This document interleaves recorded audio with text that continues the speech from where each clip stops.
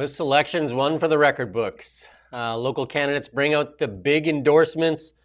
Trump stokes more fear. I guess the question is why?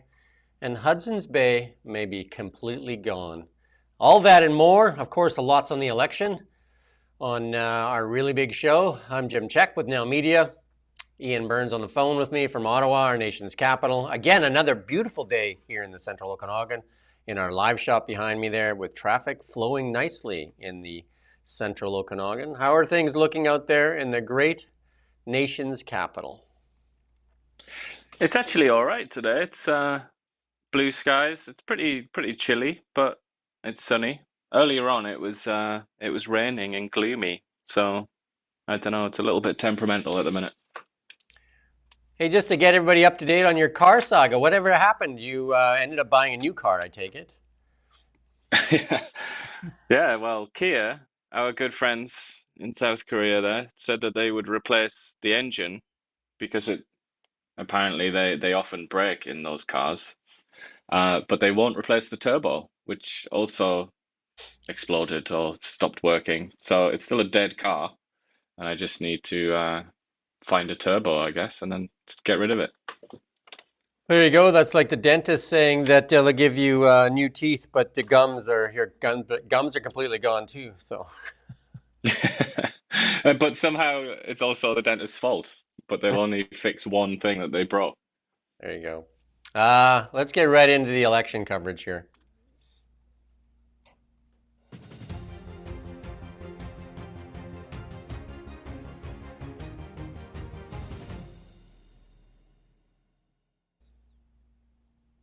Yeah, so the polls are saying this election is one of the oddest he's ever seen. I did that interview with Mario Canseco yesterday, pollster from Research Co. It's it's going to come down to the wire. We're going to play a little clip here from Mario and myself here, and then we'll talk about it.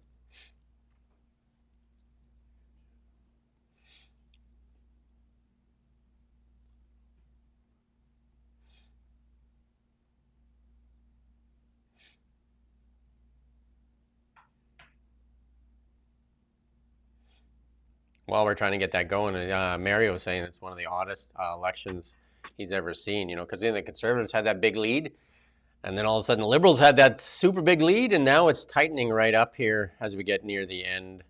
And it's a lot has to do with what happens with the Bloc and or the NDP. How are you doing there, Rommel? You getting anywhere? Yeah.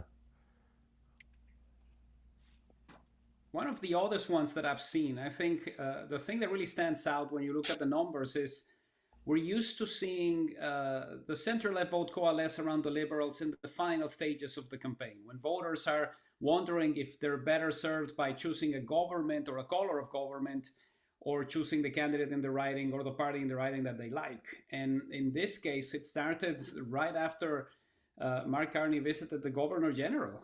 We saw a collapse in the vote of the NDP, a significant drop for the Greens. Even the Bloc is suffering from the fact that you have so many people coalescing around the Liberals. And the final 4 days are going to be crucial to this. Are we going to be in a situation where more people feel the same way, or are the numbers going to tighten up and we'll be in for a significantly closer election? Best and worst dinner for your waistline. I don't know what that is. Sweet. Not sure what's going on It's there. the best and worst dinner for your waistline. If you're into the looks maxing, then you want to pay attention to that. There you go. Again, we're having a couple of bumpy. Buckle up. We're in for a bumpy ride for the election as well. How's that? I would say with Mario, he's been around the block a few times. He's a bit of a sort of a wise old head at this point in his career, I would say. So for him to say that he thinks this is one of the oddest elections he's ever seen, then that actually means something. He's not just like some nobody that's pulling that out of his behind. He's he's actually really thought about it, and he's got a lot of experience. And I think I really don't disagree with him. And obviously I've not been around as long as he has, but it is a very strange one. I mean, it's strange for so many reasons. So many things about this are weird, like including that the Prime Minister doesn't have a seat in Parliament and has never been elected by anybody ever. That's so strange. And he's going in on his like debut. Also, that he's in charge of a party that's had 3 terms in power, the last 2 of which were very much unloved terms, where they didn't even win I the think popular vote. It's so much about this is weird, and yet 3 terms. So 3 terms of a very, very controversial government under Justin Trudeau, 2 of which, as I say, were really unloved. yeah, I Economic, mean, a lot of Canadians would really poor argue. economic performance, and yet it still looks like they're going to win. I mean, it is so weird. I completely agree with Super Mario. Basically a train wreck. I mean, our economy is kind of a train wreck, and that's what puts us in this vulnerable position with Donald Trump. And yet, it seems like a lot of Canadians think that's the guy that can fix it. The party that put us here, is now the party that can get us out of here. I don't get that, but hey, wild, absolutely wild. Yeah, and it is all about him. It's all about Mark Carney. He's the protagonist in this election, I would say, followed by Donald Trump, not too far behind him. And as a consequence of that reality, Pierre Poilievre, who was riding high in the polls not that long ago, sort of 5 months ago, 6 months ago, he was flying in the polls. Now he's kind of like a third wheel, isn't he? He's like the forgotten man. So it's just so strange the way this is happening. This is just like you can't predict the future, basically, can you? Because we, like almost everybody in the kind of journalism, politics class or whatever of people, almost everybody assumed it was just a certainty that Poilievre was going to be Canada's next prime minister. I mean, you remember even a journalist from CTV or something like that, like screamed at Poilievre on one occasion when he refused to answer a question. She said, "You're Canada's prime minister in waiting, sir. You've got to answer this question." Like a bit of a breach in protocol for a journalist to do that. But it was nailed on. And then it's almost like Zeus or something has hurled a lightning bolt down and just completely turned everything upside down. It is just immensely strange, this Well, election.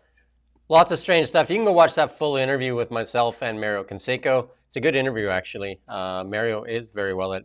He wouldn't make a prediction though, and we did do a lot of predictions when we were talking about the U.S. election and that. So, well worth your time to watch. He's thinking that BC, like in the U.S. election, Pennsylvania was the place to win, and he's thinking BC might be the place to win too, and that's why the Liberals are spending some time out here. Because I did ask him where should the parties be spending their time, and Mark Carney is out here in British Columbia right now, and Pierre is in Ontario, and I believe he's heading to Calgary for a big rally. So there you go.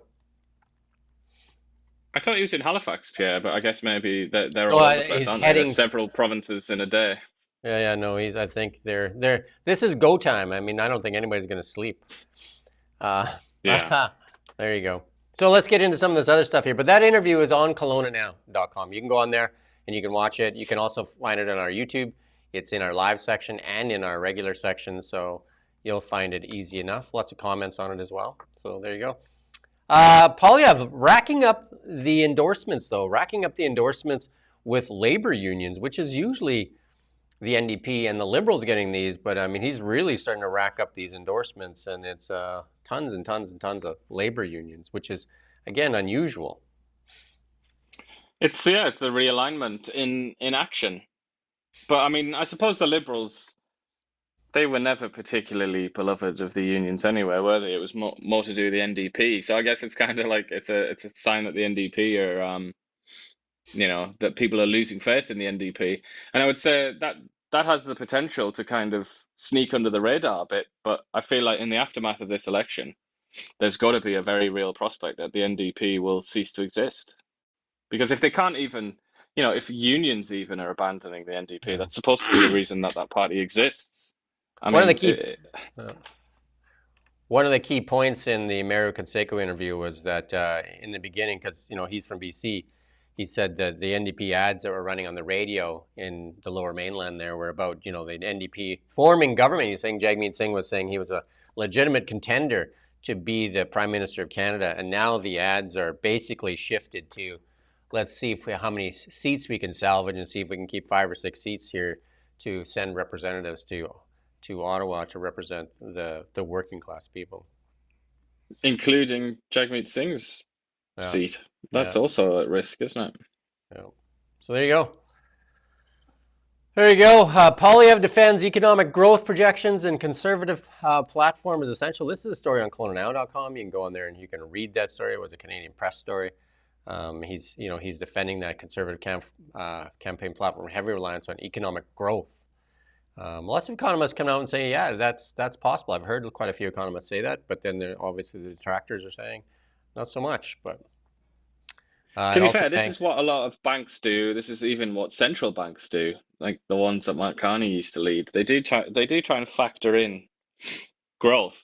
But I think the reality that maybe a lot of people should adjust to or be aware of is that economics is not a science, even though they pretend it is. Even though its nickname is the dismal science, it's not a science. It's not like physics. It's much more like politics. It's just guesswork, really. So for all these people that get upset and then all these like self-important nerds come out and they're like, oh, the calculations do not add up. It's kind of just like, get back in your box. I mean, this is economics. It's all contingent. It's all a guess, really. And the Tory platform, just like the Liberal platform, is a guess. It's a very optimistic guess of what the future will look like. Yeah, I sat down with Conservative candidate Dan Elbas here, one of the Colona ridings. We're going to play a small clip from that interview as well. More than Justin Trudeau ever has. Right. So, we need to address economic growth. We need to deal with an aging demographics, particularly here in the Okanagan, but right across the country. We need to also show that we can stand on our own 2 feet, unleash our resources, and find new markets for our products, and rebuild our military. So there's a lot that are things that are out there.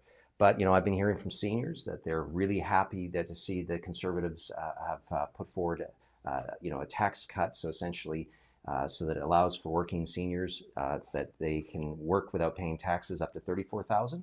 That's a bonus. For those that are turning 71 and have to cash in their RRSPs, they're happy to see some flexibility to age 73. And working families, they want to see for a 2-income family, they could save up to $1,900. So we have a very strong plan, and I'm glad Pierre Poilievre has put it out so that Canadians can now kick tires rather than kicking politicians. There you go. That was the full interview is on NowMedia's YouTube. It's also on Colona Now and on our Colona Now X account and stuff. You can go watch that full interview with Dan Elbas. I am interviewing NDP candidate Harpreet Singh today. And I have interviewed Juliette Sicot, the Liberal candidate in Dan's riding. And I have reached out to Tracy Gray, a Conservative, and Stephen Fuhr, and Trevor of the NDP. And there you go. At least we're getting one from each. There you go. You can go watch that full interview on, like I said, on our NowMedia there. Poilievre said he'll scrap the Carney tax, right? And this is so important. This is absolutely important, and we've been talking about this over and over and over again. The Liberals seem to want to talk about the auto manufacturing sector and do everything to save the auto manufacturing sector. Yet it doesn't sound like they're going to scrap that EV mandate. And starting next year, it could add about $20,000 to gas-powered cars selling in Canada based on those EV mandates. So, they have... next year, 2026, is 20% of all new vehicles must be electric. Or they start getting... And if you go over your quota, then you get fined. And by 2035, it's 100%. And then you and I have talked about that many times and saying if they don't scrap that EV mandate like they have in the United States, all the auto manufacturers in Canada will be leaving. Because not many of the legacy ones have an EV kind of like platform that is selling, that they make money at. Yeah, Poilievre today in Halifax, earlier today, he was saying, he tried to sort of turn the tables on the Liberals a bit, and he was saying that this policy will benefit Tesla, specifically Tesla, which obviously the Liberals have kind of tried to use Musk and Tesla as a weapon to beat the Tories with, but he flipped it around and said that this will benefit Tesla. And I mean, as things stand now, I think that's actually an accurate assessment because Tesla is the leader in electric cars. We have 100% tariff on Chinese electric cars, so they're not. It doesn't look like they're going to play a role in our market at any point. So really, what does that leave? I mean, Ford have got a few, and Nissan, and here and They're there. not making. There's, you know, Yeah. but really, Let's, it's Tesla. Tesla's the big boy right now. yeah. Let's put it this way: if you're looking for second place from Tesla as far as EVs go, you need a telescope to find second place, other than the Chinese EVs. And the legacy automakers just aren't making money selling them yet. I think there'll be some partnership agreements that happen. I'm guessing that Ford may be one of those that makes a deal, because they have all the auto manufacturers have made a deal in the supercharger network with the NCAS. But if you keep these mandates and there's excess capacity in the United States, why would Ford stay? Why would GM stay? Why would Honda stay? Do you know what I mean? Like, why? Stellantis. Well, they've already suggested that they're going to bugger off, haven't they, Honda? And they certainly would. Doesn't matter how much you subsidize them. They're not going to hang around if they're forced to choose between, well, if they're forced to choose between the US and Canada, they're not going to stay in Canada. And also, if they're forced to choose between a jurisdiction where they'll be fined for producing certain cars or selling certain cars, or a jurisdiction where that isn't the case, I mean, obviously, they're not going to hang around and get fined, are they? Well, Honda is very proud of their engine. I mean, they really are far behind in the EV world because they believe that they build some of the best gas engines in the world. And so yeah, and that's probably true, isn't it? And I would say Toyota's right in there with them. You know, like as far as, you know, like the Toyota's, you know, still I think the world's largest automaker, but you know, there's a lot of people nipping at its heels. But in the EV world, it really is only Tesla. And you know, even though some people may want to lose their minds over that, but that's what it is. If the Chinese were given a fair crack in the Western markets, they would probably sell more than Tesla, I would imagine. But I don't think that's going to happen because they fiddle with their currency and all the rest of it to such an extent that they've alienated the Western countries, so they can't do business there. They subsidize their EVs a lot, and that's how they've kind of crushed the auto market in China. And yeah. And they do have like a bigger offering. Tesla kind of has like this bread and butter kind of like, they only have like 4 real models, I think 5 now. But whereas BYD, I don't know how many models they have, but all their things, they just have such diversity in their model lineups. And some of them are very luxurious. I've sat in some of the back of some of the Chinese ones in the front. It's like it's stepping into a movie theater. Like it's absolutely crazy how good they are. But the most important diversity from those EVs is the diversity of price. Whereas Tesla is like, you might as well, you know, you're going to have to remortgage your house if you want one of those. Whereas BYD sell them cheap as chips.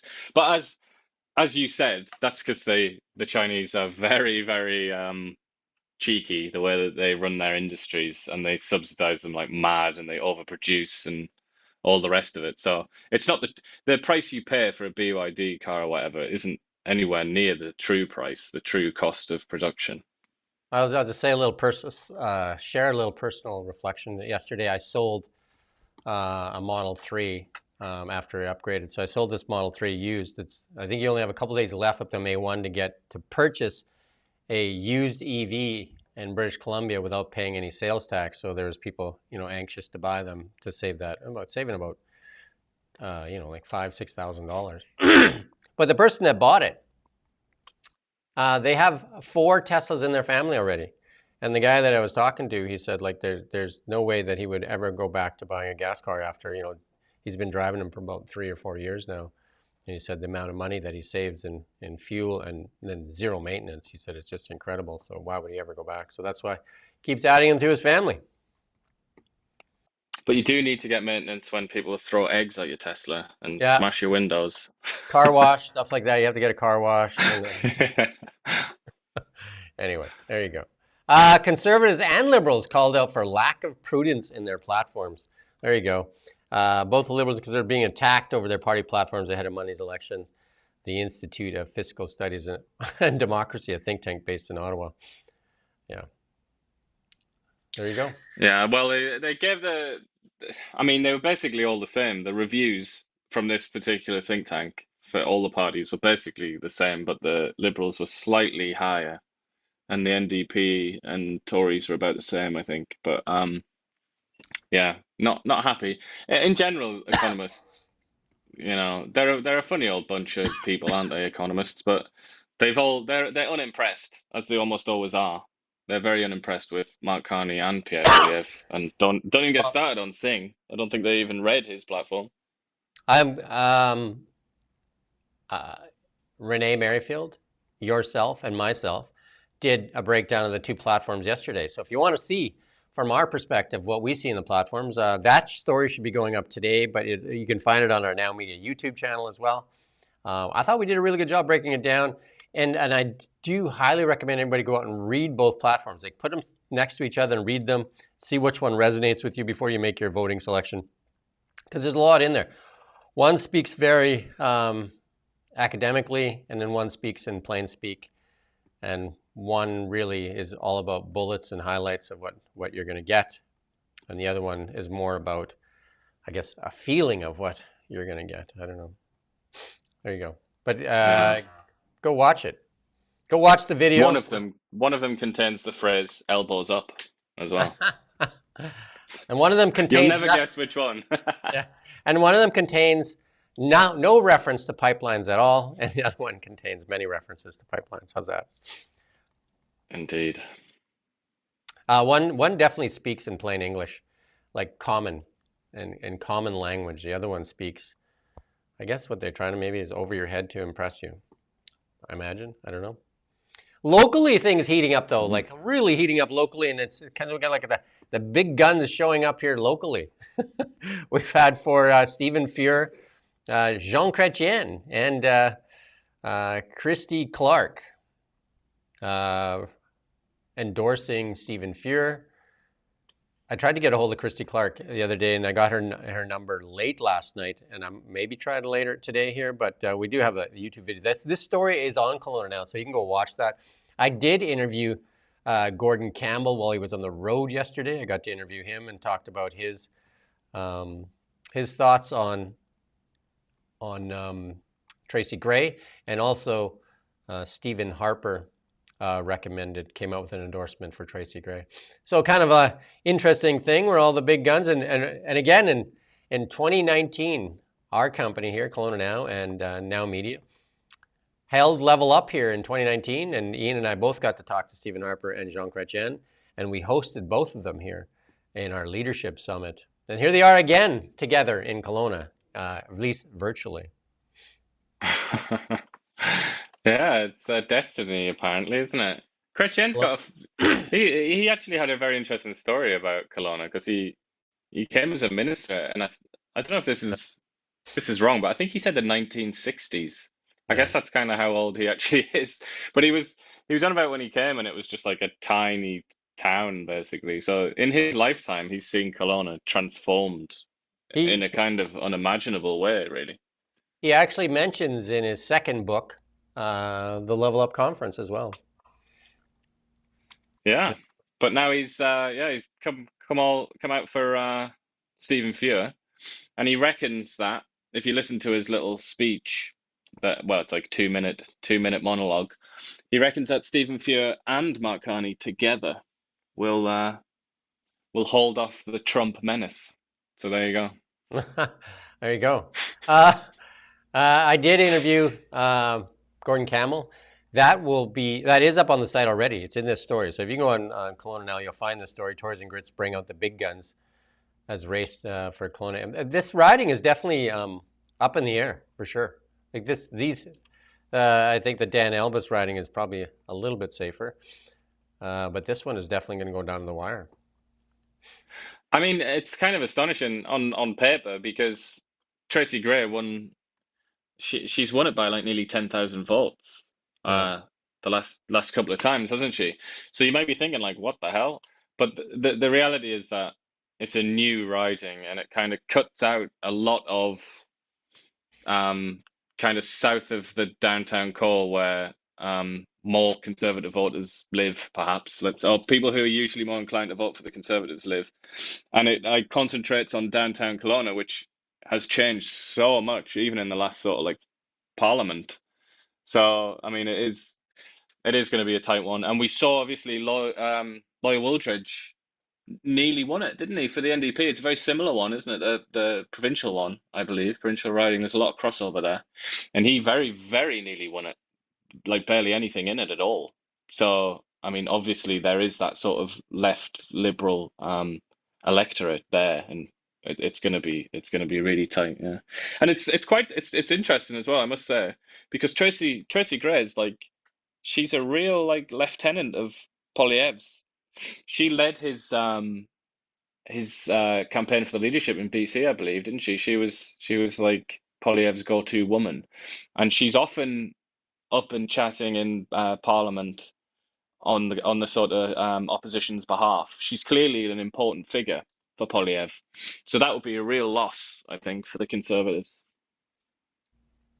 Yeah, you can go listen to that interview with Gordon Campbell. I did ask him what I thought was an important question, like is why the 55 plus are voting for more slanted towards liberal, and he had a pretty good answer. So you can go watch that interview to see his or listen to his answer. That's all I really got on that. I just encourage people to go and watch the interviews and go read that story, because there's the sound bites there from Jean Cretchen and Christy Clark as well. Yeah, it's all in that story, embedded all those. The only one that's not embedded is Harper, because Harper just released a written statement rather than a video. Maybe we should try and call him. I think Renee is actually visiting him out there in Calgary. We should absolutely. Well, see if we can get the big gun. Make it happen. And I might try to get Christy Clark. I do have her number, so we'll see. We've got some questions for Christy Clark for sure. There you go. And then the National News Watch is saying that Poilievre may lose his seat in the Ottawa area riding as Liberals poised to sweep the region. Well, there you go. Well, this is the Globe and Mail, and they've quoted 4 anonymous sources within the federal Conservatives and also the provincial Conservatives, because progressive Conservatives they're called in Ontario. They obviously help them out in the federal elections. There's a lot of crossover in that realm, but they've come out and said that apparently they're kind of diverting resources away from borderline seats elsewhere back home to Poilievre's riding. Which obviously, I mean, if that is true, if that's accurate, and they say that they've got internal polls that suggest that they are literally, it's a dead heat, 47-48 or something like that. And if that is the case, then obviously it's going to be an absolutely catastrophic night for the Conservatives, and they're going to get thoroughly battered in the election. So I mean, it's a very gloomy story for the Conservatives, but if that's true, then RIP Conservative Party. I would also take that with a grain of salt, because they have played a lot of games in that riding for sure, including putting like 80 people on that ballot. So yeah, it's a pretty ridiculous one, isn't it? Lots of games. I mean, that riding is very rural, and the Poilievre's constituency office is in a place called Manotick, which it's a very affluent sort of place. It's almost like a rural village out, sort of still in Ottawa, but not really. It's very conservative. I mean, I've been there many times. I used to live there in the riding. Anyway, it's a very sort of conservative leaning riding, and even the more urban bits are kind of like lots of families like who tend to vote for the Tories. So just based on my own experience of that riding, I would be really surprised if that went Liberal, to be honest. But there you go. I would be shocked as well, because I did my own poll there. I called my friend who works for the federal government, and her and her family are definitely not voting for the government that employs her. Yeah, well, I just mean, it's kind of it's like classic conservative country. Anybody that's been there would know what I'm on about. It's loads of farms. It's quite a rural riding, but I don't know. I mean, you never know, do you? I think it's this, like, the mystery of the Trump and Carney combo. That mystery. I don't know. Maybe it's turning a lot of people's heads, and they want to go in for the Carney. I don't know. Days before the election, Trump sticks his paw in the bee's nest again and rattles it. And you have to question is why. Because I know what he wants. He wants the auto industry all the way back into North America. He wants it all back in the U.S. And again, if the EV mandates stay here in Canada, he will get the auto industry back in the United States. So, I think he's pretty much said that he wants the Liberals to win. Well, he said it explicitly. He said he would rather work with the Liberals. Yeah. So, I mean, it's funny. It's one of those things where immediately people were saying, "Oh yeah, he's just saying that." He doesn't really, he's just being cheeky. But I sort of think like, actually, maybe it's like a double bluff, and actually that is what he wants. Well, I believe he wants there are many reasons to suppose that's the case. I believe he really wants the automobile industry. That's that's the feather he wants. He wants the automobile industry out of Canada and out of Mexico, because he said it's hurt lots of U.S. auto workers' jobs, and the unions want it back too. And one way to do it is if Canada keeps that EV mandate, they're going to come willingly. It's not even going to be. They're not even going to have to try and bribe them to come back. They're going to leave Canada willingly. When Carney talks about the Canadian auto sector, I'm puzzled as to what he's talking about. And it's not just that, it's obviously any sort of industrial projects. And we know that Trump loves that, doesn't he? He's all about blue collar jobs and he's all about energy, loves cars. He's probably thinking which prime minister is less likely to focus on that? Like which prime minister is less likely to give me competition in those areas? And based on the platforms, it probably is the Liberals, isn't it? So I guess that's the one you'd want to fight against. Plus, I think he likes to be antagonistic anyway. He wants to be antagonistic towards Canada, and it's a lot easier to do that with a Liberal in there. I think if you look at it, Canada's strength is energy. That's our strength.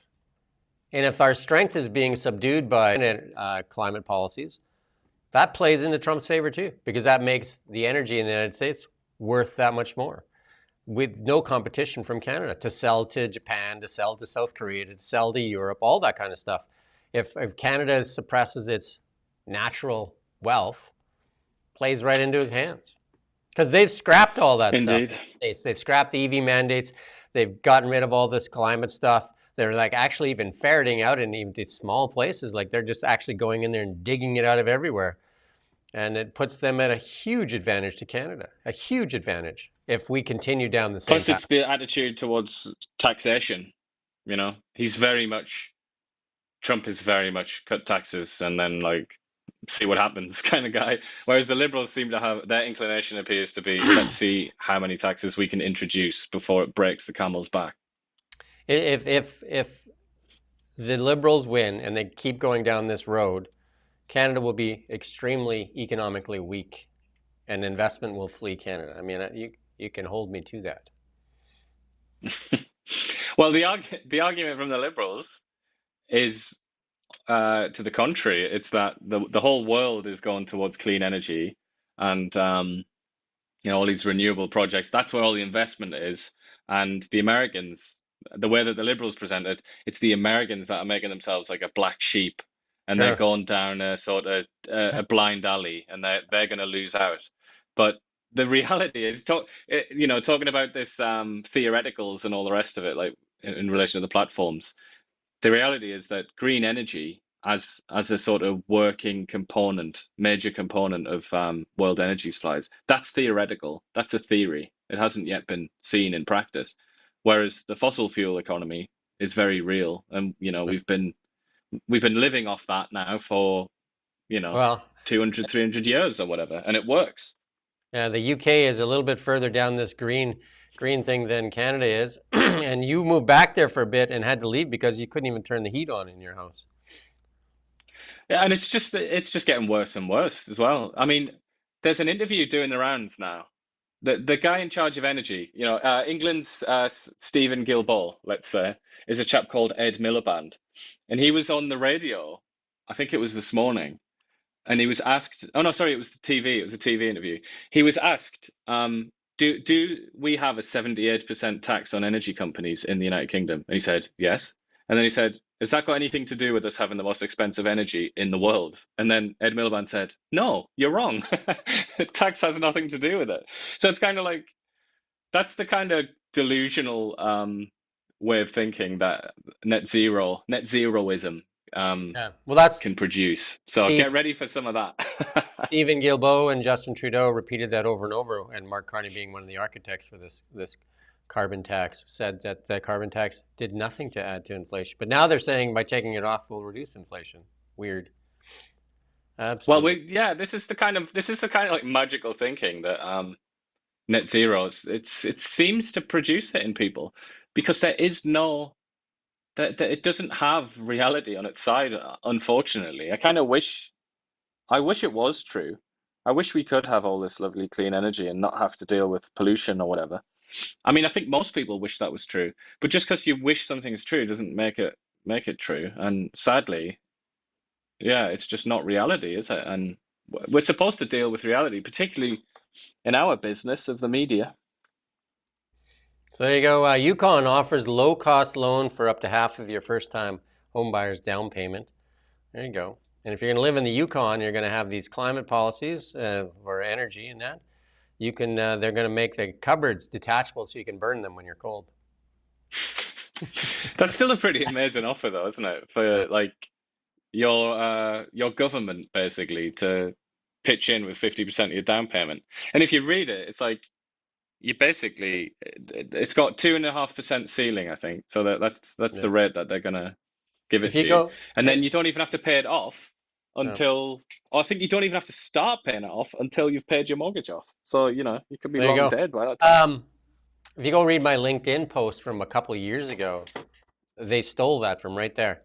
I think that they should be offering first-time home buyers or the ability to get a deferred loan, basically, and forgivable if they own the home for over 10 years. There you go. So makes sense to me. Well, it's the kind of, I mean, obviously you can kind of do this sort of thing in Yukon, can't you? Because it has such a small population. It's got a population that's smaller than like most cities in Canada. It's like it's not the same as a province, but I mean, it is the kind of radical thinking that's necessary if you're actually serious about helping young people get homes. It is the sort of thing that you might have to consider. There you go. LNG could help break Canada's dependence on U.S. energy, but there's no guarantees. So there you go. The CBC has taken a look at how LNG could break Canada's reliance on the U.S. There you go. But facing many threats, Well, including Alaska LNG. That's the big deal there. That's the kind of, there's a lot of waffle in this article where they talk to people about, for some bizarre reason, they talk to somebody who is at an activist investment vehicle or something along those lines that invests in renewable energy. You can guess what he has to say about LNG. He's not very impressed with it. Yeah. So there's a lot of like wasted lines in this article. But the one about Alaska is really interesting because that's the main rival, I would say, for British Columbia, because obviously they're just as close to Asia, and Asia's the market. So if they get there first, they could end up doing some sort of like long-term deals with Asian countries, and then that might be bad news for BC. And again, another reason that Donald Trump wants the Liberals to win, because that they'll make LNG coming to market a lot more difficult and actually play right into the hands of making Alaska's LNG look very, very desirable. Well, if it comes down to a race, if it is literally a race, like to get it built, the Americans have got vastly more capital, obviously, and it's a lot easier to get hold of that money to invest. They have a system that is a bit more favorable to approvals right now, but also Trump is desperate to make it even better. Alaska is like a deep red Republican state where they try and rush these things through anyway. They got a lower tax sort of system there, so it's cheaper as well. I mean, it's going to be hard, isn't it? If we're honest, it's going to be that's a hell of a challenge. Yeah, and then if you put in all the stuff that the Carney Liberals are talking about, green energy superpower, then there you go. Basically, maybe we can export wind to the Japanese when they ask us for LNG. Sell it in a jar. Put the wind in a jar and sell it to them. Fresh Canadian wind. Well, I mean, if they've convinced people that that Canada can be an energy superpower, green energy superpower, instead of a traditional energy superpower, maybe they can sell wind in a jar.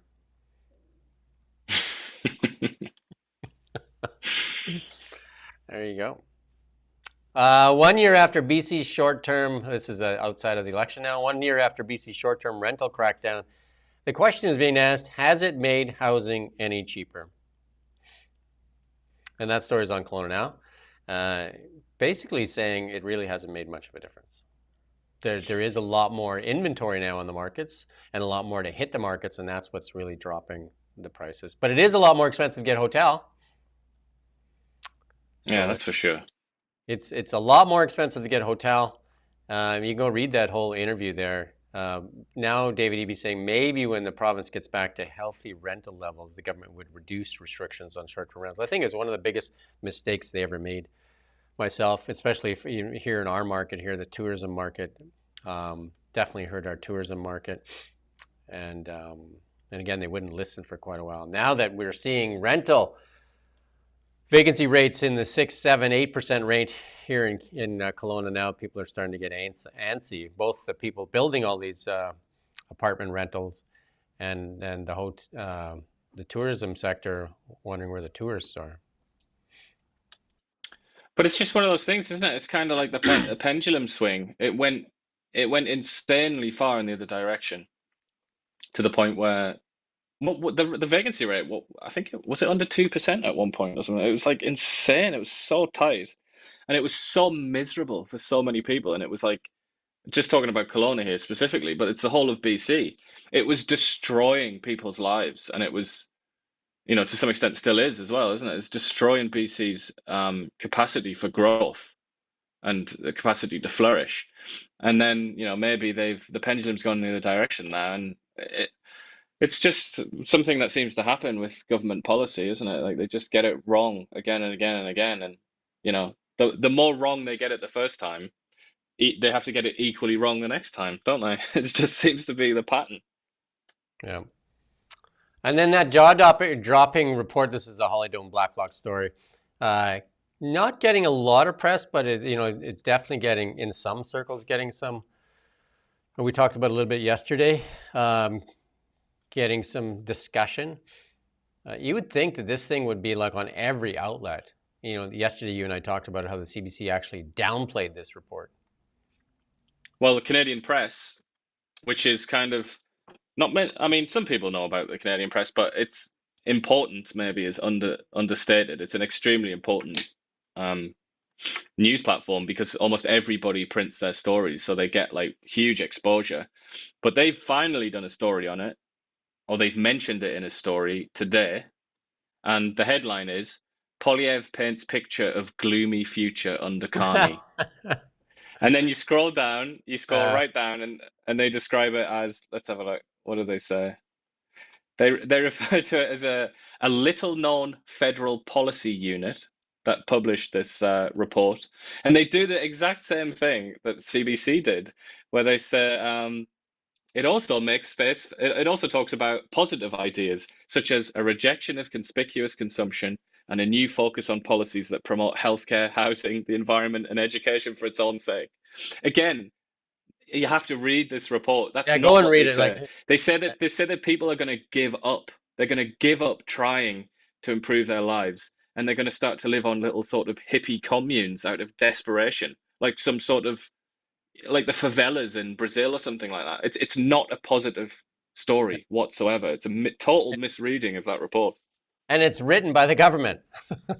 and it's actually you got to read this report yourself. You got to go read it and then read CBC stories and the Canadian press stories and ask yourself, how are they painting it as this is a Poilievre thing when it's not written by Pierre Poilievre, it's written by the government. And it paints a really, really bad picture of Canada. And then Holydome Blacklock said that we're actually, part of it's already happening. You know what I mean? It's not even that this is what's going to happen. A lot of it's already happening. Yeah, and that is what Polyev says. That's his claim, isn't it? But I Yeah. mean, it's also this idea, the idea that's been put forward by CBC and Canadian press. Well, actually, not so much Canadian press, but this idea that it's about a theoretical future, and it's not a judgment on the Liberals, guys. But it's kind of Yeah. like, obviously, what happens in 15 years will be heavily influenced by what's happened in the last 10 years. That's the nature of reality, isn't it? But as usual, the CBC just seems to occupy another plane of existence. Well, I think they occupy one plane, and that's trying to save themselves. So there you go. Pierre Poilievre and his wife did an interview with Jasmine Lane. She does this over-opinionated column. We're just going to play a little clip here from it, because she asked them the common myths that are used to create fear about the Conservative Party. Let's go play this clip here. I'm a 28-year-old woman. It's something I often hear from friends of mine, as well as just in the comment sections on social media. People who are they've completely bought into this fear-mongering that the Conservative Party is going to ban abortions, that the Conservative Party is against LGBTQ2IA plus communities. I'll ask this to both of you. What are some of the biggest misconceptions you think people have about being conservative and being Canadian today? Well, first of all, I want to bat those down very quickly. Where our policy in our platform since 2004 that was adopted by our members is that there will be no restrictions on a woman's choice in abortion. That's in our policy. It will be printed in my platform.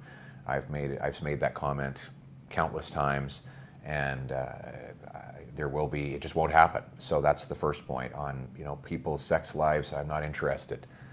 If I were starting a political party from scratch, I would call it the Mind Your Own Damn Business Party. My goal is to basically let people make their own decisions, and whether it's about their love lives or about their wallets or their speech or what food they eat or car they drive. I don't want to be involved in any of those things. I'm not in this to run your life. I want to run a government that protects the borders, provides services people can't provide for themselves, and a military that keeps us safe and strong, an economy that grows so people have jobs. That's my job, and I'm not interested in running people's lives. That's ironically, it's the party that does want to run people's lives is the Liberal Party. They want like a gigantic octopus party, government that just has hands everywhere, running in your wallet, in your household, in the raising of your kids, in your internet feed.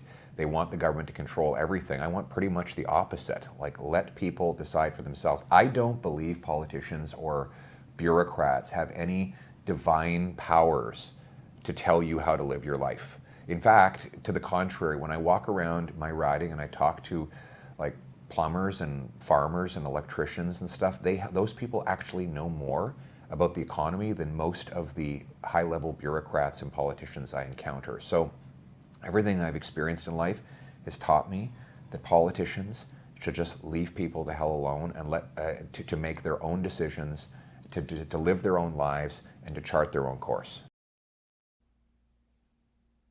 There you go. He did that interview. You can go find that on the internet there with Jasmine Lane. She's even more opinionated than you and I. I don't have any opinions, mate. I don't know what you're talking about. I have opinions. You have sarcasm. That's where we're at. There you go. You can go watch that full interview there. I would. That comes as no surprise to me whatsoever. I mean, I have seen that doing the rounds a little bit, that video, but I don't know why anyone's surprised by that. Pierre Poilievre is a libertarian. I would advise people, if that's their first, if they're surprised by that, Google the word libertarian, and then you'll learn a lot about Pierre Poilievre. He's like, obviously he's going to say that. He's all about the individual and small government and that kind of thing. But I mean, the liberal machine has definitely tried to paint him differently. I mean, they brought those issues out, like they typically do. Especially, they definitely have one thing I would say for sure for the Liberals, they have a marketing machine second to none. But they also have an audience second to none. Like they have an audience in Canada, in the Canadian electorate, that is willing to listen and be persuaded. It's not just that they're the masters of PR or anything like that. They also just they have a receptive audience, and that matters. It's like even if you're a bad comedian, even if your jokes are crap, if you've got the right audience, they'll laugh still, won't they? And we can't ignore that fact. There is an audience out there that is ready to hear this. They're ready to believe these things about Pierre Poilievre. And it Right. almost seems to me that there's nothing that can be done to change their minds, for Those are some tough. people anyway. They're tough to win over. Here's an opinion piece out of the Globe and Mail. Carney leading the same party, same players. The only thing that's changed is the socks, and the sock reference is obviously to Justin Trudeau. That was one of his big claims to fame. I would say like he definitely helped sock sales here in Canada. I don't know what else he did. I would say, I mean, obviously that is true. He's leading the same party with the same players. I mean, there are some different faces, and some of Trudeau's team are out, like Pascal Santonge, for example. But yeah, that is broadly true. But I would just say it matters a great deal who the main man is. I don't really think that there are that many big dogs for the Liberal Party. I think they're pretty much going to be taking orders from Carney. So while that is Right. broadly true, I think it's also a little bit disingenuous. Yeah. Also, though, Stephen Guilbeault is part of that led that climate agenda, and he's still like he's the lieutenant for Quebec, so he's still in the forefront in the cabinet, and he definitely has. It'd be hard to convince him to do things other than what he's been doing for the past 10 years. Yeah, unless he gets dumped, which is always possible. There you go. Here's a reporter here from the New West Times. I think that's one of the publications that's going. Is that one of the publications that's closing in May 1? I can't remember. There's a New West. I'm not entirely sure. There's 3 publications set to close here in May.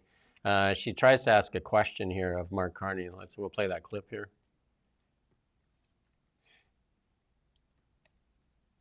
Okay, so we'll leave you alone for a bit, but we'll come back. Mr. Carney, can I ask a question? Sure. Have you heard the UK Supreme Court ruling that women are... Can you let me know if you think Canada should have the same? Mr. Carney?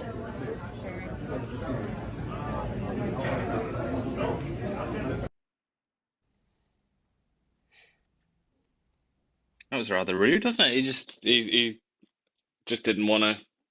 He didn't want to run the risk, did he? Because that's a pretty controversial subject, and I think he just thought, "See ya, don't have to answer that."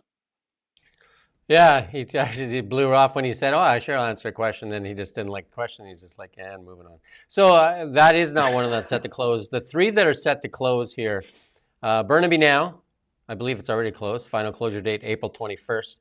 This is all Bill C-18 related as well, I would believe. New Westminster Record, that's the one that's closed, April 21st. And then the Tri-City News is set to close here on May 21st. So there you go. That's 3 more publications. In Canada, these are Glacier Media. And I'm pretty sure this woman here, Amy Ham, I think she's the BC nurse, isn't she? That was fired for. She was fired because something to do with gender ideology or whatever. So what I'm trying to say is I'm not entirely sure that that's actually much of a news outlet. Maybe it's more of a kind of opinion magazine or something like that. There you go. And then lots of rallies going on. Lots of rallies still going on. This is another just, for everybody worried about Canada, here's an O Canada rendition here. I'm going to play a little clip. Canada, our home and native land, true patriot love. There you go. Rock concerts happening all across Canada. It's fascinating, isn't it? Because look, I mean, it really looks like the Liberals are going to win to me, and you disagree and you think it's the other way. But if I'm right and that is what happens on Monday, Mark Carney's got he's got to take this very seriously, because the reality is that the Conservative Party, even if it loses, has got a huge amount of support, grassroots support, and it's it's real and it's there, and it's like they have to be accounted for. You really can't, like if Carney does indeed win and becomes prime minister again, he can't rule as though he's only going to represent liberals. He's going to have to really think about this conservative movement because it's massive. Yeah. Yes, we do disagree. There you go. I look at I try to look at it from more of a common sense perspective and then see who's biased. It's hard to kind of like play with the numbers, but if I look at the demographics of the rallies, if I look at the people attending, the size of them, the motivation of them, I would say that it's definitely leaning conservative. If I look at the polls, definitely leans liberal. But if you look at their record, I mean, even when I talked to Mario Canseco, it's hard for a government to win the fourth time. Do you know what I mean? They've won 3 times, and they've had like you and I said in the beginning, they've had a terrible record. And there is people motivated, including the media. The media has been compromised in Canada. There's no doubt about it. They're compromised because their funding depends on it. You and I have talked about it many times. So they're motivated to sell this, that this is a liberal win, because they're fighting for their lives. They're actually literally fighting for their lives, as we are. Do you know what I mean? Like, we've said this in this article. Independent media outlets will live or die, basically, on what the outcome of this election is. There's no doubt about it. So the only outlet left in Canada likely will be a federal arm of the government, and that'll be the CBC, which is really beholding to one party. So if that's the Canada that's left, then that's what it is. But if you care about a free and independent media, think about your choices. Indeed, and many other reasons to think about your choices. But it's going to be a change election, isn't it? One way or another. Yeah, foraging. If foraging sounds good, I don't know if it sounds good for the mooses. Yeah, we'll be eating porcupines, mate. We'll be down to the bare bones. And I think this next one here, CP article here says China says it wants to partner with Canada to push back against American bullying. That would be likely one of the worst traps for Canada ever fall into. That definitely would be. I mean, I think it would be catastrophic for Canada. China, like I read this article, and I advise a lot of other people to read this article. It's the Canadian press, at the invitation, I believe, of the ambassador to Canada, the Chinese ambassador to Canada. They interviewed him and had a chat with him. And it's just like the Chinese, they're so bad at PR. They are absolutely abysmal. I mean, if they want to give me several $1 billion, I'll sort it out for them. But like the way that they speak about Canada, it's just so like I don't know what they're thinking, but it's kind of like a lot of what this article is about is kind of like blaming Canada, threatening Canada.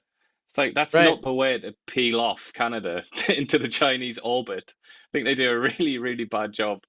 But I don't know. I mean, it's interesting, but I think the Chinese obviously don't believe this either. They're not gonna peel Canada off from the US. It's just nonsense. But you'd think that they would at least try and do the PR job a bit better and say some nice things about Canada and offer something, you know? But the only thing that they offer in this article, the only offer is if you take off your tariffs on EVs, we'll take off our tariffs on canola and whatever the other thing was. It's like, oh, okay. It's not a good offer, really, is it? How about taking bounties off our MPs? Or just any recognition, because it's brought up in that interview and he just dismisses it. It's like, oh, no. It's like, but any recognition whatsoever, please, that China's been a little bit heavy-handed with Canada. You mean the execution? No, obviously. The execution of 4 Canadians?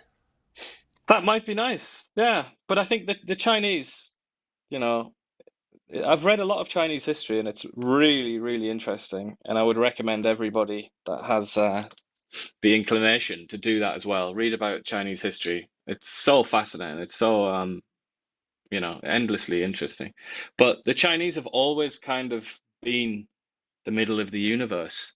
Like literally the name for China in Chinese is Zhongguo, which means the middle kingdom or the middle realm. Because they're at the middle, they're in the center of absolutely everything. That's kind of how they've always perceived the world.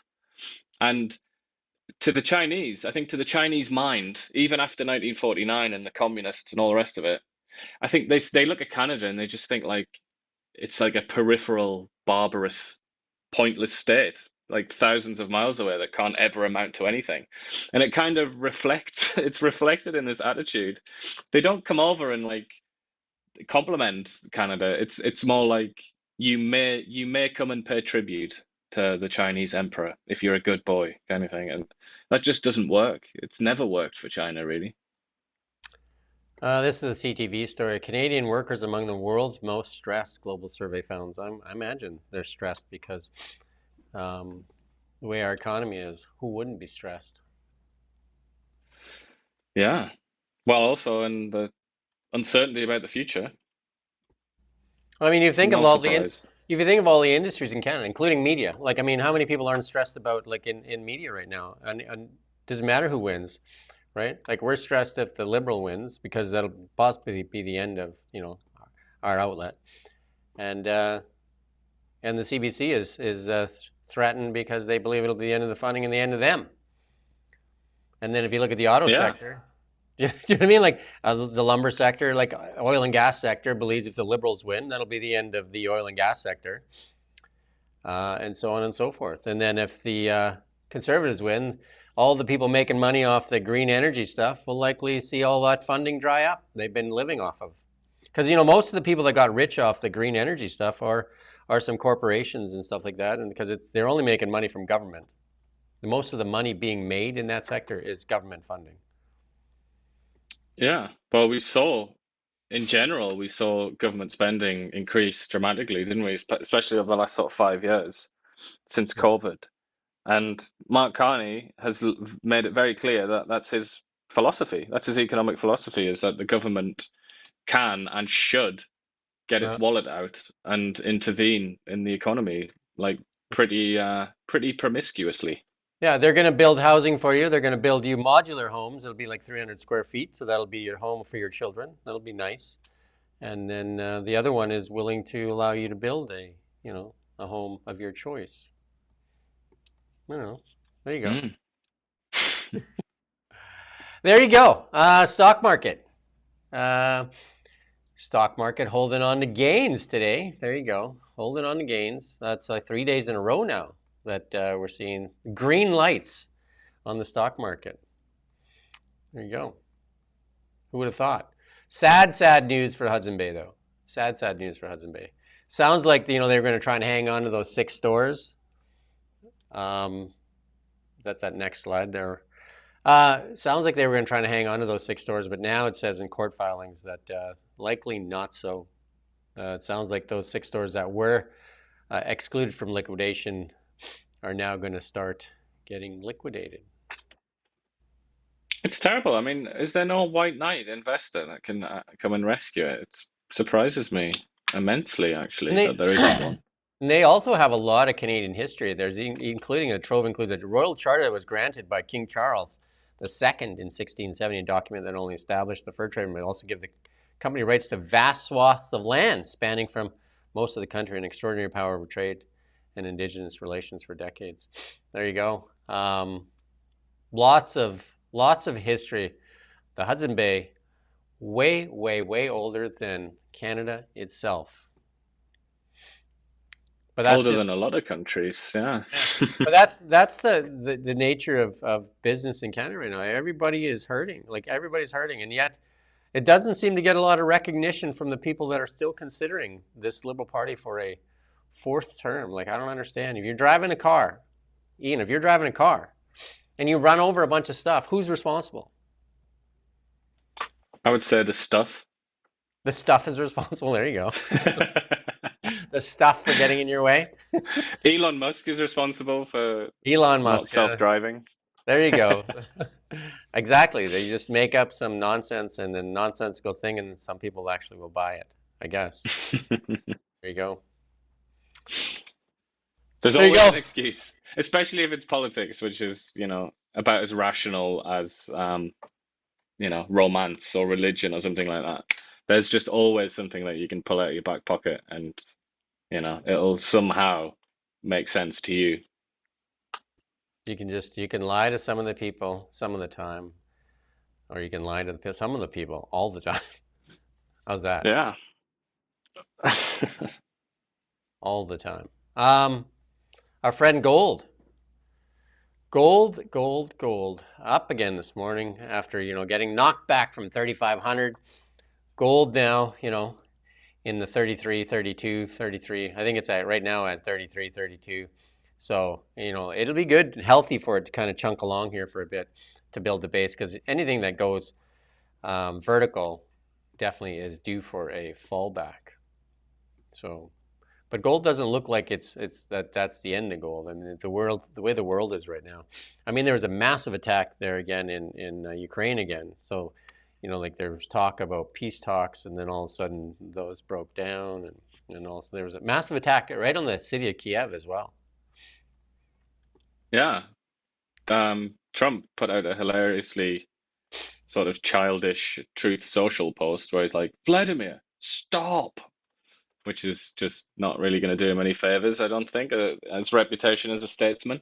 But there's another thing you did mention there, which is, I mean, it's probably nothing, fingers crossed, touch wood, but it's really starting to hot up in South Asia with Pakistan and India, because there was that terror attack in Kashmir, and the Indians have come out and, in so many words, sort of blamed it on Pakistan. And that's starting to get a little bit feisty, as it does from time to time. Yep. And if that kicked off, then buy gold right now. Buy gold. There you go. Bitcoin, like we've been talking about for the last little while, you could see how it was forming that base. We've been talking about it all along. It looks like it's ready to challenge that old high there. So there's your friend Bitcoin.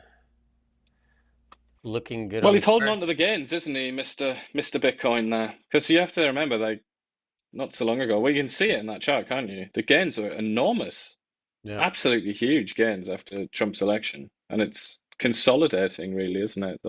Those gains. Our friend Justin Trudeau made a lot of fun of the Bitcoin, I think, when it was in the $20,000 or $30,000 mark. Yeah, he must have sold all his Bitcoins. And then our same Bank of Canada sold all its gold back in, I think we put that chart up a couple of days ago. Yeah, at a lot less. Canadian dollar. I think it's looking for a result. Let's see what happens on Tuesday actually, right? We'll see the reaction of the Canadian dollar on Tuesday. Tuesday. But most of the strength that's coming to the Canadian dollar is due to American weakness in the USD, not strength in the Canadian dollar. All currencies are floating higher because of the USD. There you go. In AI tech world, Grok can now see you, literally. There you go. Grok's got eyes on you now. Grok's voice mode now comes with camera access, letting users point their phone at things and says, "What am I looking at?" if you point it at yourself, and it says you need, what was that word? Man shaping or manscaping? What is it called? Man something? Oh, the lux maxing. Looks maxing, like, maybe it says it recommends the hammer so you can bash your face or something. Yeah, it gives you an address to Home Depot so you can go and smash your jaw open or whatever it is. Grok, there you go. Grok can see vision coming to a world need. This, and we're going to play this clip because you and I talked about this yesterday about the people in the UK there are going to actually try to dim the sun. So here they were playing a clip from these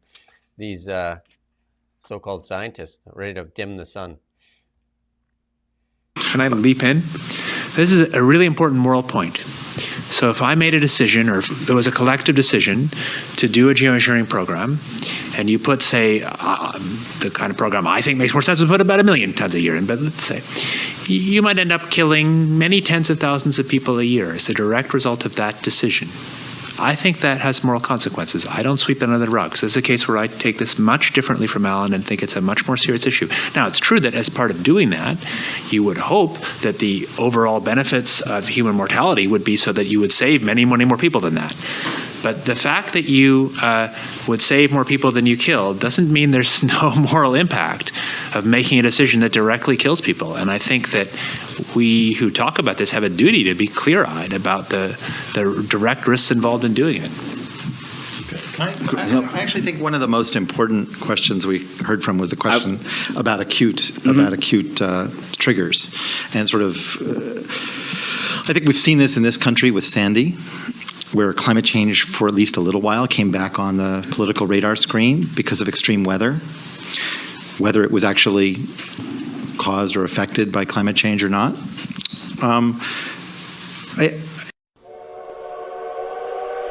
There you go.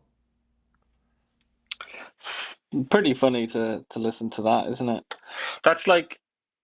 That's the sort of thing that you talk about in a philosophy class, like undergraduate, probably even high school philosophy, if such a thing exists. When you talk about it's consequentialism or utilitarianism, it's like, how do you decide? Do you kill 10,000 people to save 1 million or something like that? The fact that they're talking about that, like in reality, is quite astonishing, because it's usually just a thought experiment. That, but especially in their scheme also that of admission at the dimming the end, sun. whether or not it's caused by climate change. I mean, I wish more people would add that to the end of their comments on weather events. Especially in their scheme of dimming the sun. Yeah, I mean, it's the same old story, really, isn't it? And I think we must suffer. I think, in all honesty, we should take together a GoFundMe and send all these scientists to the sun, to the center of the sun, and see if they can figure out how to dim it from there. Well, maybe we'll send them there to find out if the sun really is hot. If they can confirm that. Maybe we can send them in a Blue Origin rocket. Maybe some of those Katy Perry can lead that, because she's now an astronaut and she can lead that charge. Take all these scientists up there to the sun, and go to the center of the sun, and then report back to us on how it worked out. Yeah, why not, eh? I'm willing to fund that. I think they should. I think We'll they all should go chip find in. out. I think they should go find out right from the center of the sun how hot it really is. Go to the sun. There you go. In our EV section, and we talked about this a little bit here already. I think we got a clip here to play for you on what this EV mandate really means here. We're going to play this clip.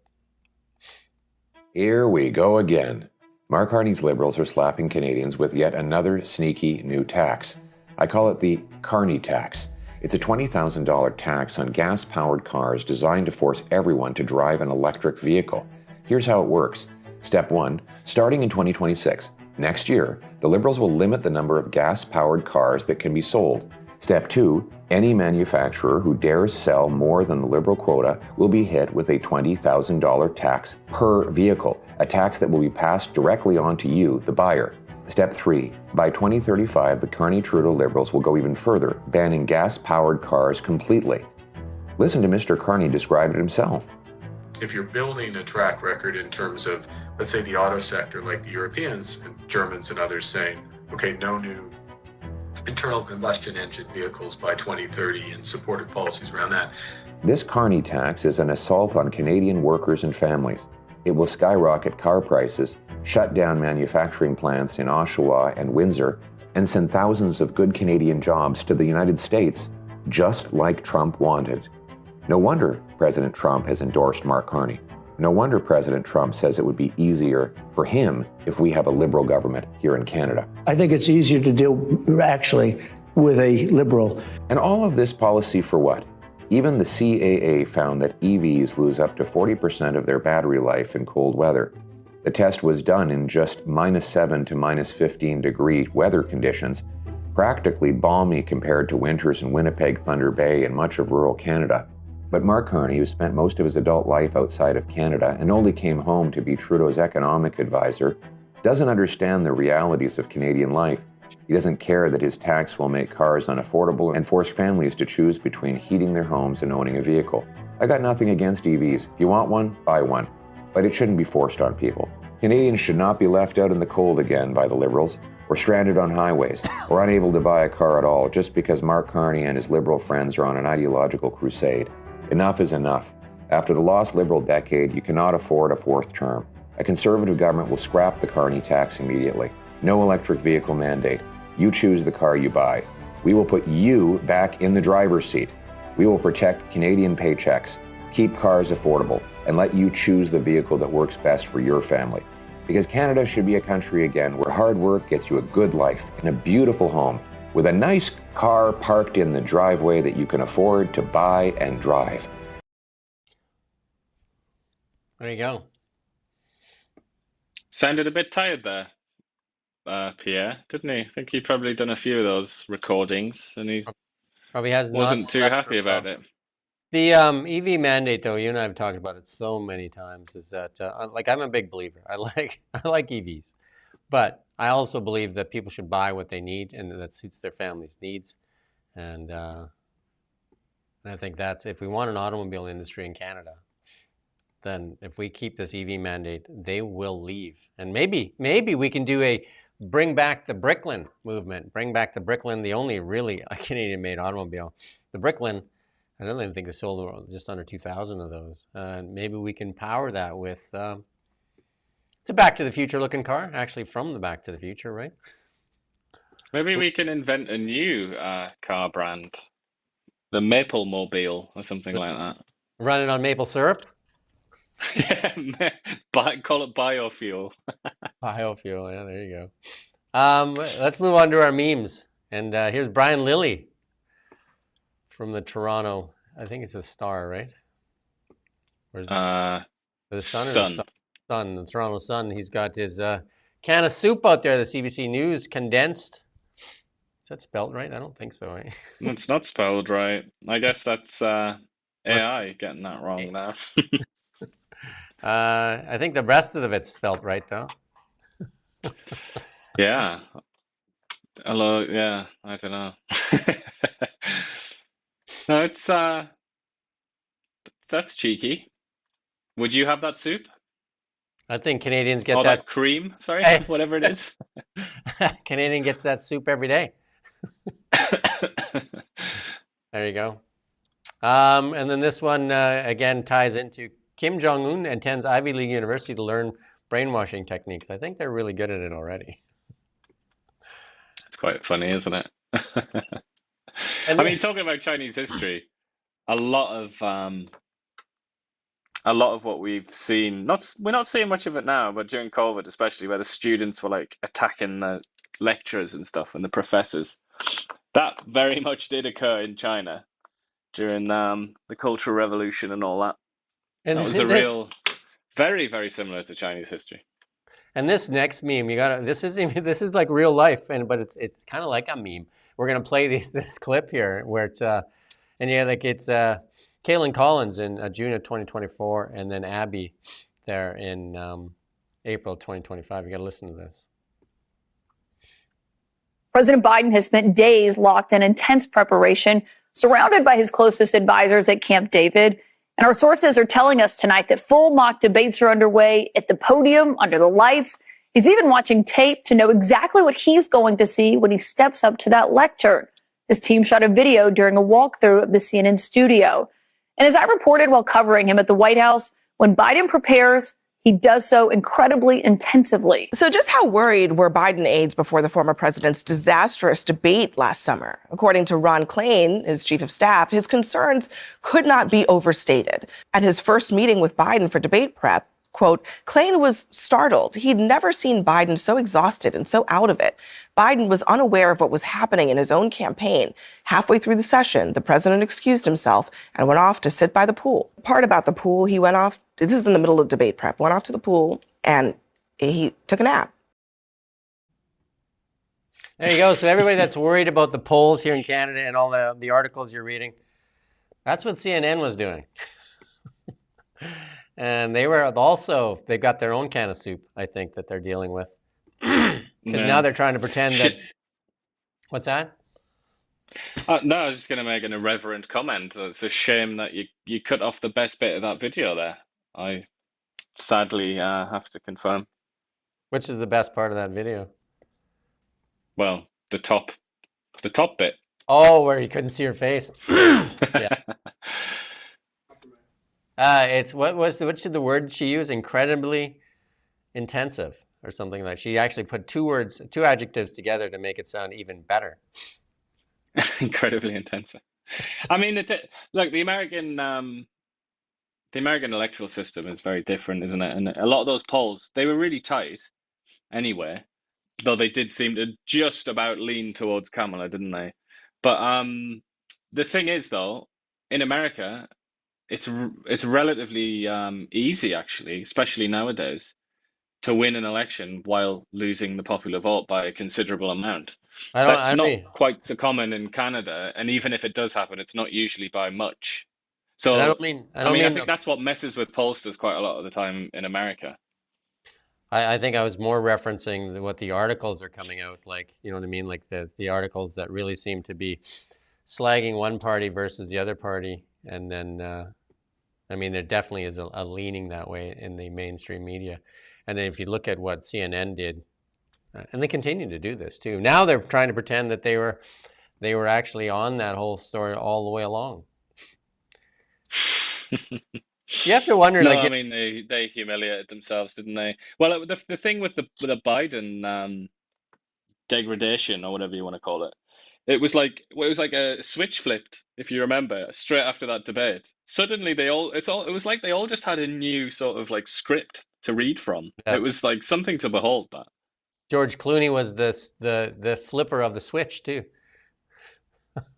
Seems like an odd person to be. Yeah, it was actually. Clooney was at the center of all that. I think Barack Obama may have given him the switch to flip. He didn't want to do it himself. There you go. Clooney comes and finishes you off. That's how it works in American politics these days. Clooney, the closer. There you go. And then Caitlin Collins earns this little clip here because of her last little bumble job there. Look at that. Caitlin Collins says, behind closed doors, Pope is still focused, sharp, and energetic. That's good.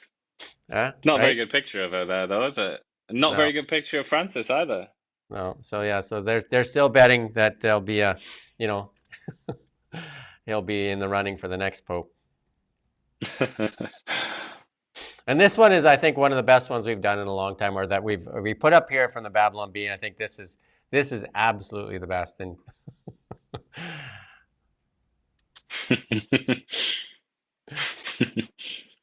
child of leftist parents, tired of all the crying. Stop crying. Stop crying. I'll give you something to cry about. That's what my dad used to say. Yeah, that's the old-fashioned way, isn't it? Yeah. I didn't get to say that. But then just for good measure, we've left this one in here because I think this one is really good, because nothing like Elizabeth Warren and AOC drinking the food dyes to protest RFK. You can put that last one up there? There you go. Who doesn't need... It's not completely beyond the realms of possibility, though, is it? Because I'm sure that you can remember, as I can, when Nancy Pelosi and all sorts of people like that went to Chinatown in the cities in America so that they could hug random strangers, just as COVID was starting to spread. I mean, they really will do things like that. That's how nuts they are. They will put ideology ahead of their own personal safety. I mean, sort of like the definition of religious fervor, isn't it? Nancy Pelosi also defended insider stock trading and saying that that was her right. Well, her husband did. She's got to get paid. She's got to get paid. Somebody's got to get paid, right? Yeah. So it's a clown show down there, 100%, and they're bringing some of that clown show here because a lot of the stuff doesn't make sense, and that's what's angering a lot of people. Really, that's what's got a lot of people angry, because you look at this stuff and you say, like, where's the accountability and the transparency? You'd think that this question hasn't been asked. All those, that green slush fund here in Canada, that they one of the reasons they pro-government, nobody's been asking that question. Why don't you release those documents? He's the prime minister right now. He can release those documents. Why has nobody been? Why haven't they released those documents? Why haven't they asked about those documents? Yeah, I mean, anything to do with transparency these days is just like off the agenda, isn't it? It's just like it's a foregone conclusion. You just got to shut up, basically. And why have they not? And they let this go too, just because he doesn't answer. Why is there no disclosure? Why has he not disclosed yet? Most of the things in the plan are there's potential conflicts of interest, like the $25 billion in housing, modular housing, which Brookfield happens to be a housing builder. Instead of like tapping our biggest resource, natural resources we have, we're going to do a green agenda, a green energy superpower, which happens to be Brookfield. And they're going to sell carbon credits to people. And who sells carbon credits? Like it's just on and on and on and on and on. And where's the media asking questions? Why aren't they asking those questions? Why are they not asking those questions? And if we get a government that is, again, funding the only media outlet left to survive in Canada, that media outlet surely not going to be asking any of those questions, will it? I shouldn't imagine so, especially if they're going to be called up behind the scenes and told, like, watch it. Oh, you know, you might end up losing your funding. And so I mean, this is, we may well be on our last legs here, so we can say more stuff. But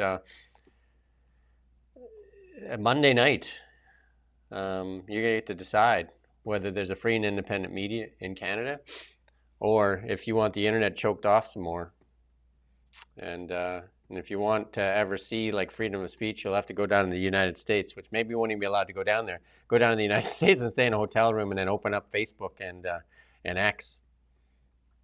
Well, you might go down there with that intention and end up being arrested and hurled into some sort of immigration detention center, courtesy of the angry orange man. It's a crazy world. It's a crazy world. It's a crazy world. Maybe we're in a bad dream. Maybe we're in a bad dream. I don't know. Does it feel like it to you that you're in a bad dream? Not sure. It's honestly, it's felt like that since at least 2019 with the beginning of the COVID madness, but maybe even earlier. Maybe since 2016. That was the sort of watershed year, wasn't it? Yeah. So tomorrow we're going to be on later because we have a big booking in here tomorrow. So we're going to be on at 1 o'clock. That'll be our really our last show before Election Day. And then, well, I guess we'll be on in the morning on Election Day. And then we're going to be here on April 28th doing live streaming the election until somebody wins. There you go. Yeah, let's hope that it's on the night rather than taking a week or something to decide. And we thank you, Iain, for your support. And if you want a free and independent media, make sure you consider that when you're voting. Or if you want to just have one government-funded media, that'll be awesome too, I guess.